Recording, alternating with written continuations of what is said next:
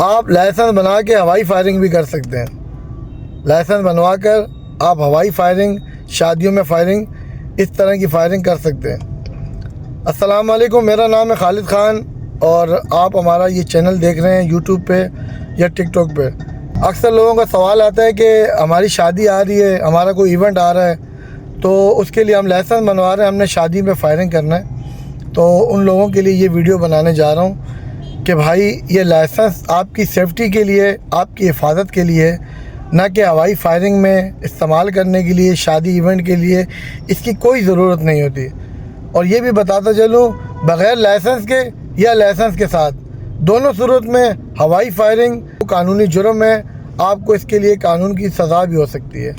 قانونی طور پر آپ مجرم ہیں اگر آپ ہوائی فائرنگ کرتے ہیں. اس سے کوئی بھی ہلاکت یا کوئی بھی زخمی ہوتا ہے اس کی ذمہ داری آپ کی ہے.